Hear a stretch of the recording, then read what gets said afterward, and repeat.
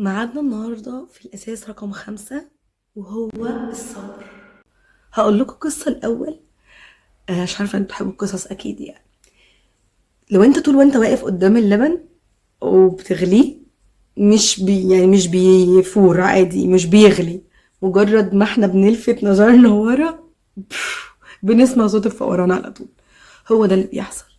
انت مستني حدث معين يحصل، وعمال تبص عليه ومش قادر ترضى ان الحاجة تيجي بسرعة. انا عايز الحاجة دلوقتي حالا، مش قادر تستنى وترضى ان الحاجة ممكن تتأخر شوية. طب الحل ايه؟ الحل ان انت هتصبر وهترضى. بس وانت بتصبر دايما اشغل وقتك بحاجات تانية كتير.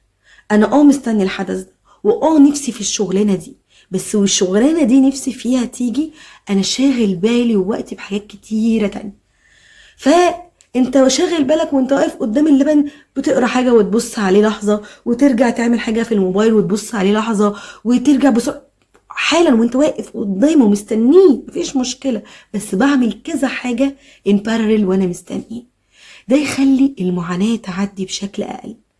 اعرف ان احنا في دنيا، والدنيا مش جنة، والدنيا فيها معاناة، والبيتس بتاعت الدنيا ups and down ups and down. وانت عمرك ما هتبقى في الاب، دايما في حاجات كتير قوي هتيجي في الداون. طب ما الداون كده كده جاي، والمعاناة كده كده جاي. قرر تعدي المعاناة دي ازاي.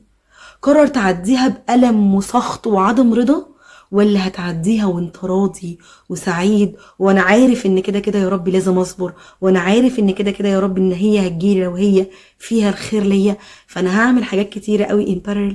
فلما تيجي تحس بحلاوتها وتقول ان فرج ربنا كان قريب، ومش هتحس بالمدة الطويلة قوي اللي انت قاعد فضلت مستني وباصص عليها هي بس.